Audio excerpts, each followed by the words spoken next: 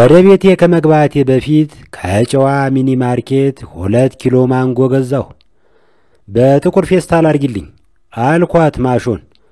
ማሾ የሚኒ ማርኬቱ ባለቤት ናት። አንተ ደግሞ የጥቁር ፌስታል ልከፍት አለብህ አለችኝ እየሳቀች። እውነቷን ነው። ከፍራፍሬው ጥራት በማይተናነስ መጠን የፌስታሉ ቀለም ያሳስበኛል። ጥቁር ፌስታል በውስጡ ምን እንዳለ አያሳብቅም። ጥቁር ፌስታል እንደ ጥሩ ወዳጅ ምስጢር አያዝረከርክም። ያው መቼም የኛ ሰው በእርሻና በንግድ ቢሰማራም በትርፍ ጊዜው ፓፓራዚ ነው። ምን እንደበላሽ ለምን እንደበላሽ ካላወቀ የኖር አይመስለውም። ገና ወደ ግቢ ስትዘልቂ አይኑ ወርዶ ያንጠለጠልሽው ፌስታል ላይ ይተከላል። ሰው እንደ ቤቱ እንጂ እንደ ጎረቤቱ አይኖርም ይላል አበሻ። እዚህ ግኝት ላይ ለመድረስ የጎረቤትን ኑሮ ማወቅ ግድ ይላል። ጎረቤት እንዴት አባቱ አድርጎ እንደሚኖር ማጥናትና መሰለል ያስፈልጋል። ይህ ለኛ ብቻ የተሰጠ ህዝባዊ ባህሪ ይመስለኛል። እኔ አሜሪካ ውስጥ 1 ዓመት ኖሬያለሁ። ያን ያህል ጊዜ ስኖር አይደለም የጎረቤቴን ኑሮ ጎረቤቴ ሰው ይሁን ይፎ አላውቅም ነበር። እርግጥ ነው ደጃፉ ላይ ባለ ረጅም ተረከዝ ጫማ ጥላ ስለምትገባ ሴት እንደሆነች ገምቻለሁ። ግን እርግጠኛ መሆን አይቻልም። የተበየደ ፍናፍንት ወይም ትራንስሴክሹዋል ሊሆንም ይችላል። አሜሪካ ውስጥ ዜጋው መንግስትን የማወቅ መብት አለው። ኢትዮጵያ ውስጥ ደግሞ ዜጋው ዜጋውን የማወቅ መብት አለው። ባለፈው ምዑዝ 2 ኪሎ ስጋ ይዞ ሲገባ ዘበኛው ከሚደግሙት ዳዊት ቀና ብለው ወደ ስስ ፌስታሉ በጥልቅ አምሮት እየሾፉ እሱ ነገር ስጋ ነው አሉት። የለም ስጋጃ ነው አለ ምዑዝ።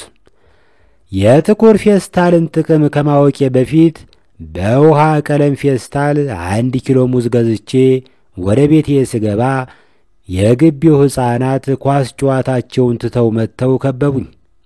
ልጆቹ ከአባታቸው ጋር ሳያምታቱኝ አልቀሩም። አንተ ሰውዬ ሙዝ ስጠኝ አለኝ ፊት መሪው ልጅ። ሙዝ ስጠኝ ከሚለው የድርቅና ጥያቄ በላይ አንተ ሰውዬ መባል ያናደደኝ።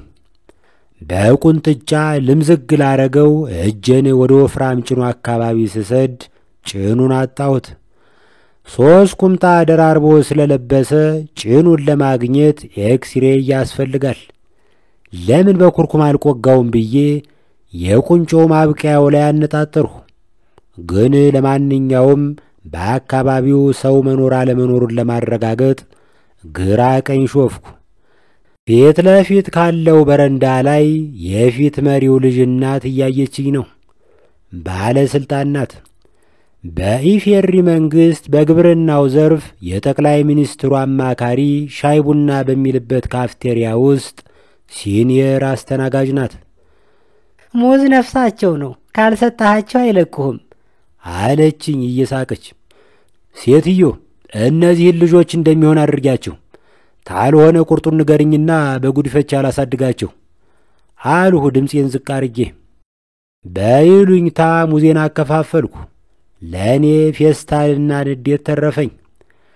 ከዚያን ጊዜ ጀምሮ የመላው ኮንዶሚኒየም ግቢ ልጆች መተኛታቸውን ካላረጋገጥሁ በቀር የሚበላ ነገር ገዝቼ ለመግባት አልደፍርም። ዛሬ በጥቁር ፌስታል ማንጎዬን ሸክፌ ወደ ቤቴ የምጣደፈው ያለ ምክንያት አይደለም። ቶሎ ገብቼ ቀኑን ሙሉ በፊኛዬ የቋጠርኳትን ተረፈ ምርቴን ለመገላገል ቸኩያለሁ።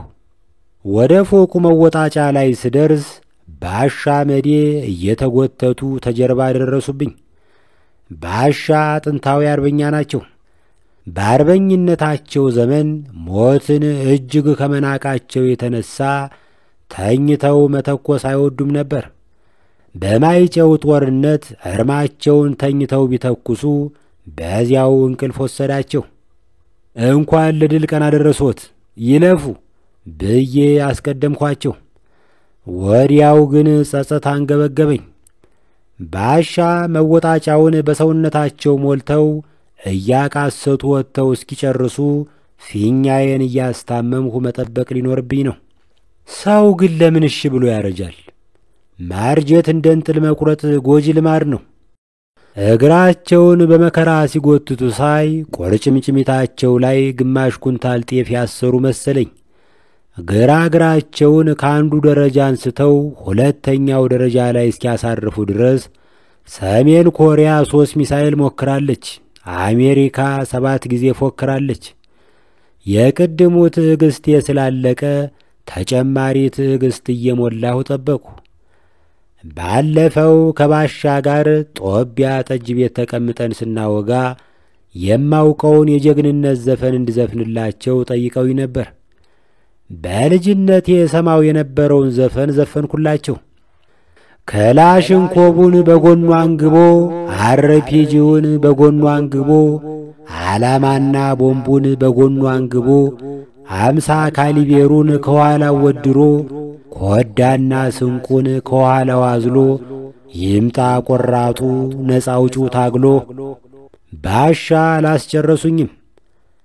አይ ጦርነት አለማወቅ አሉ በትካዜ። ይሄን ሁሉ ተሸክሞ በምን አቅሙ ነው የሚዋጋው? በሰሜን ተራራ ላይ እንኳን ይሄን ሁሉ ተሸክመህበት የገዛ ቆለጥህ ይከብድሃል። የሆነ ጊዜ ላይ የሚሰራበት መስሪያ ቤት ለዓለም አቀፍ ስብሰባ ወደ ውጭ ሀገር ላከው። በተላከበት የፈረንጅ ከተማ ሆቴል ውስጥ 1 ሳምንት በስብሰባ ዛገ። እናም ያንቀላፋ ልቡን የሚቀሰቅስለት አንድ ነገር ፈለገ። አንድ ቀን ሆቴሉ አጠገብ የሚገኝ ቡን መጠጫ ቤት ውስጥ ገባ።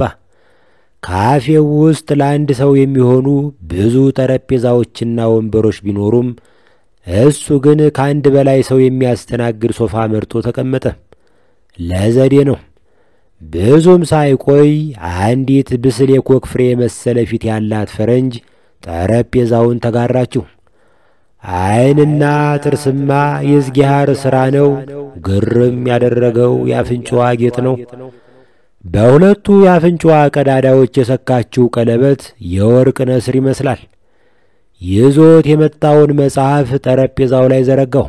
ሲያስመስል ነው። ተስተናጋጆች ሁሉ ሞባይላቸው ላይ በተደፉበት ካፌ ውስጥ መጽሐፍ የሚያነብሰው ትኩረት እንደሚሰርቅ ያውቃል። አልተሳሳተም። ሴቲቱ ስታየው አያት። ሃይ አላት ተሽቀዳድሞ። ሄሎ። በግብዳው ፈገግ አለ። ቀጥሎ ምን መናገር እንዳለበት ሲያስብ ስም ማን ነው አለችው። ምዑዝ። ሚውዝ? ምዑዝ። ሚውዝ? ምን አጨቃጨቀኝ ብሎ በአዎንታ ራሱን ደፋ ቀን አደረገ። ያንቺስ? ኦሊቪያ። ምንድን ነው የምታነበው አለችው። የማያነበውን መጽሐፍ ሽፋን አሳያት።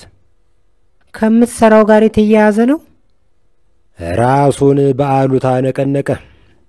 I am stranger here. I am alone. So reading is the antidote for my loneliness. አላት። ለአገሩ እንግዳ ነኝ፣ ብቸኛም ነኝ፣ ንባብ የብቸኝነት ማስረሻ ነው ለማለት ፈልጎ ነው። አንገቷን ዘመም አድርጋ በርህራሄ ተመለከተችው። ተከዘች። አንጀቷን እንደበላው እርግጠኛ ሆነ። ሂደቱን ያውቀዋል። መጀመሪያ አንጀቷን ይበላል፣ ከዚያ ወርዶ ይበላታል። ድሮ ወንዶች ሴቶችን የሚማርኩበት ዋና መሳሪያ ጉልቤነት ነበር። ምክንያቱ ግልጽ ነው። ጉልበት ያለው ወንድ ቤቱንና ልጆቹን ከዱር አራዊትና ከቀማኛ ይጠብቃል። አድኖ ካልሆነም ዘርፎ አምጥቶ ጫጩቶቹን ይቀልባል። ሚስቱን ከደፋሪ ይታደጋል። በጣም አማላይ ወንድ ጉልበተኛ ወይም ጉልበተኛ ጭፍራ ያለው ነው። ሴቶች ቀይ ሆኖ ተወልዶ በጠባሳና በሰንበር ብዛት የጠየመ ወንድ ሲያዩ ልባቸው ወከክ ይል ነበር።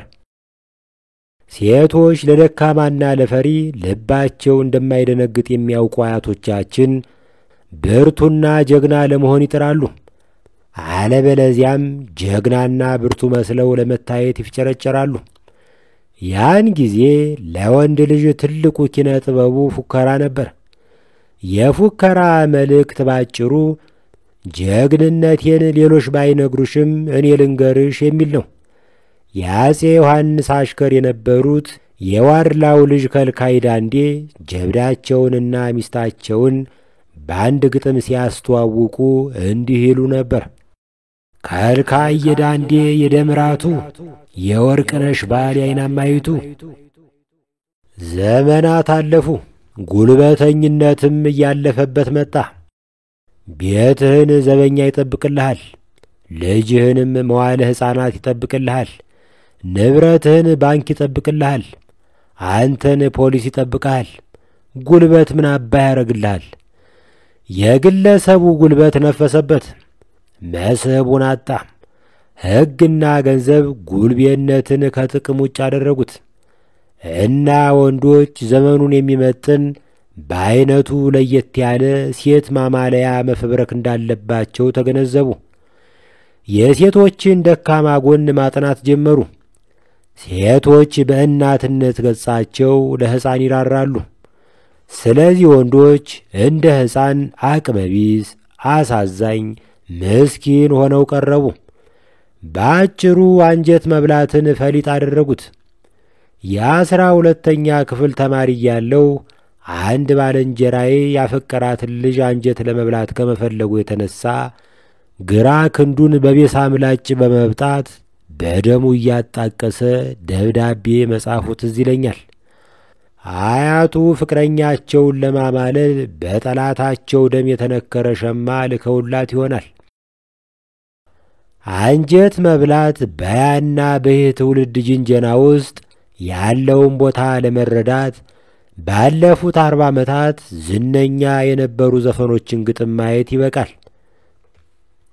ምነው ባደረገኝ የደጅሽን አፈር አንቺ ስትረግጭኝ እኔ እንድንፈራፈር። ሙሉ ቀን መለሰ። ቆዳዬ ተገፎ ይሁንልሽ ጫማ አጥንቴ የሚደገም ላንቺ ከተስማማ። አለማየሁ እሸቴ። እኔ ልሆን እንጂ የማልጠቅም ርካሽ ምንም ጊዜ ቢሆን አንቺን ክፉ አይንካሽ። ጥላሁን ገሰሰ። ድህነት ሆነና ደልቶኝ ባላኮራሽ እምባ ያጣም ዓይኔ ላዘን ለመከራሽ። ሙሉ ጌታ ተስፋዬ አበበ ተካ። ባይተዋር አረግሽኝ ዘመድ አሳጣሽኝ አላሳዝንሽም ወይ? አስናቀ ገብረየስ። ወንድ ሆኖ የማያመነዝር ወታደር ሆኖ የማይሰነዝር ነጋዴ ሆኖ የማይዘረዝር የለም ይላል ሙዝ። እውነቱን ነው። ከጥቂቶቻችን በቀር ብዙ ወንድ በሕይወቱ ቢያንስ አንዴ በትዳሩ ላይ ያድጠዋል። ድሪያ በአርቲስት ላይ ይጋነናል እንጂ ፊትና ጭን ከተሰጠው ገበሬ፣ ነጋዴ፣ ፓስተር፣ ሼህ፣ የንስሐ አባት ሳይቀር እንደሚወሰልት እናውቃለን። መቼም የሴት ገላ ማቀፍ እንዴት እንደሚጥም የቀመሰ ያውቀዋል። ግን የሚያስከፍለው ዋጋ ከደስታው ጋር አይመጣጠንም። አንድ ጣሳ ደስታ ይሰጥህና አንድ በርሚል ጣጣ ያሸክምሃል። የሆነ ጊዜ ላይ አሜሪካ ውስጥ በአንድ ከተማ የተከሰተውን ዜና በራሴ መንገድ ስተረትረው ይሄን ይመስላል። ሰውየው ሚስቱ ማታ ለሥራ ቢሄደችበት ውሽማውን አምጥቶ በተቀደሰው አልጋ ላይ ይፈትጋታል። በፍትጊያ መሃል ኮቴ ሰምቶ ቀና ሲል ሚስቱን አያት። ውሽምየዋ እንደ ስፓይደሩ መን በመስኮት ዘላ ነካችው። ባልየው ብቻውን ከሚስቱ ጋር ተፋጠጠ። ሚስትየዋ ለሰይፍ ሩብ ጉዳይ የቀረው ቢላዋ ይዛለች። ባሉካ ለመሮጥ ተመኘ፣ ግን እግሩ ቄጤማ ሆነበት። በወዛደር አማርኛ እንግለጸው ከተባለ እግሩ የቡልዶዘር ጎማ ሆነበት። ሚስትየው ምንም አላለችም።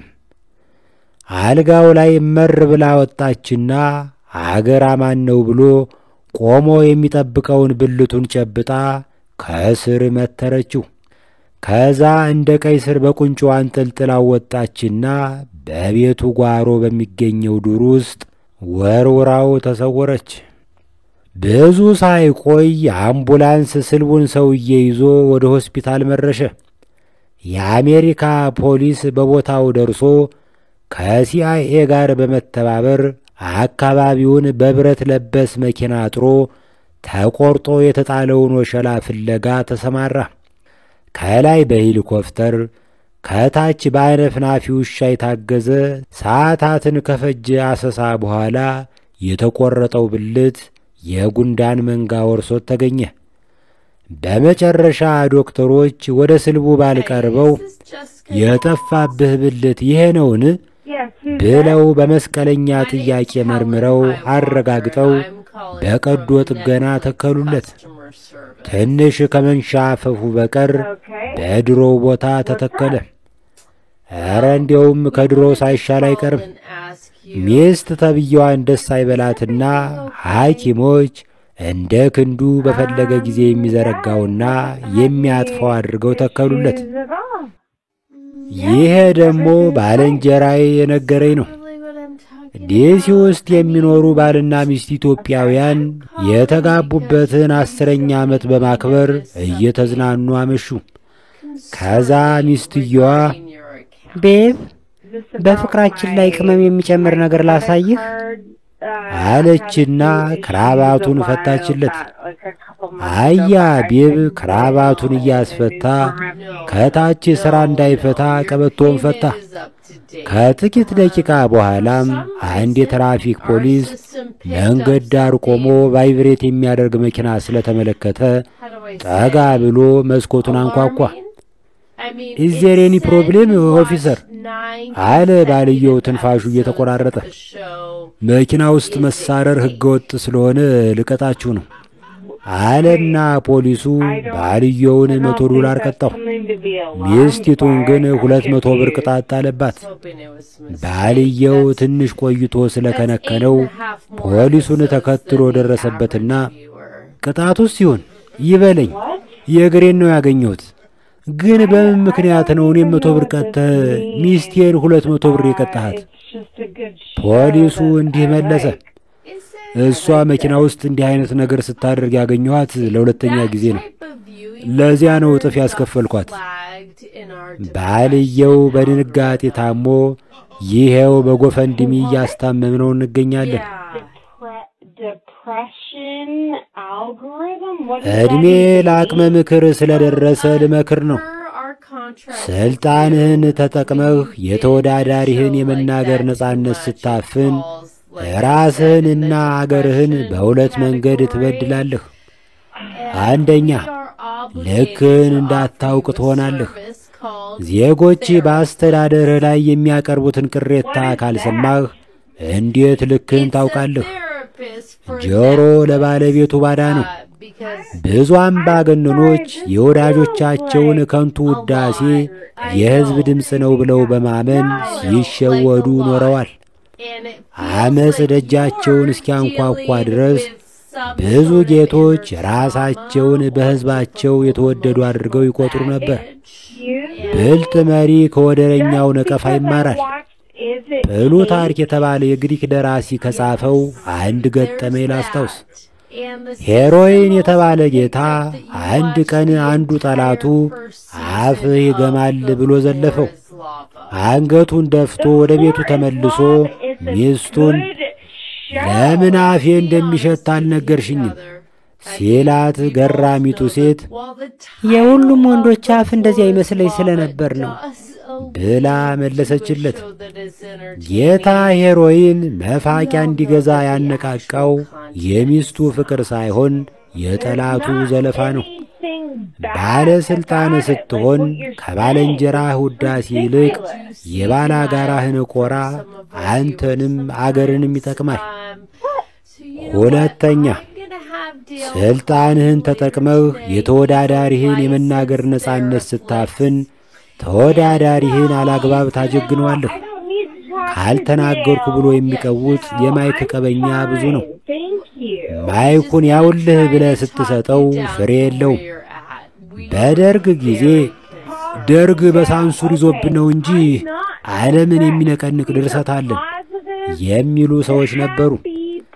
ደርግ ከነሳንሱሩ ሲወገድ ታፍነን ኖረናል ባዮች ድርሰቱን አላወጡትም፣ ወይም ሲጀመር ድርሰት አልነበራቸውም።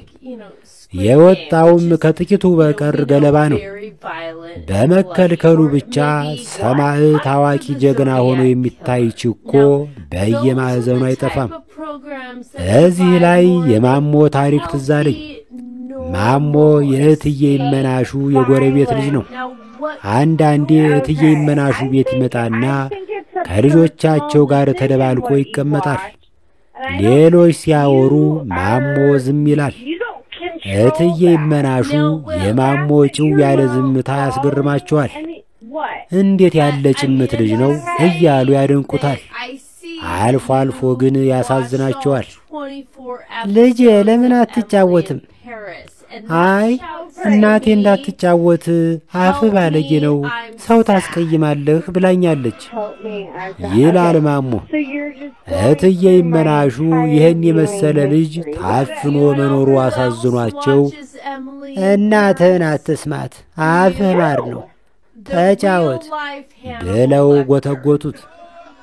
እንግዲህ ተጫወት ካላችሁኝ አለና ማሞ የጨዋታ ጭብጥ ፍለጋ ዙሪያ ገባውን ተመለከተ። ከፊት ለፊቱ ትልቅ ራስ ያለው የእትዬ ይመናሹ ልጅ ቁጭ ብሏል። እንግዲህ ተጫዋት ካላችሁኝ ይህ አናታም ልጅ እንዴት ሆኖ ተብልቶ ወጣ? እውነትም አፍህ ባለጌ ነው አሉ እትዬ ይመናሹ ሳትጎርሰው። ተናግሬ ነበር አለና ማሞ ወደ ዝምታው ተመለሰ። ማሞ ንግግር ስለተከለከሉ ብቻ የታፈነ ጥበብ ይዘው የሚኖሩ የሚመስሉ ሰዎች በኩር ነው። እንዲናገሩ መፍቀድ ልካቸውን ለማወቅ ይረዳል። እንደ ዜጋ መሪዎቻችንን ብቻ ሳይሆን ወደረኞቻቸውን የማወቅ መብት አለን። አፈና ቀሊሉን ከከባዱ፣ ደደቡን ከሊቁ፣ እብዱን ከጭምቱ የምንለይበትን አጋጣሚ ያሳጣናል።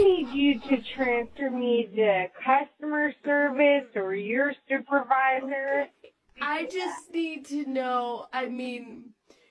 What else do you need to know? What? If I'm eating human? Well, it's just like... Name again. I can't...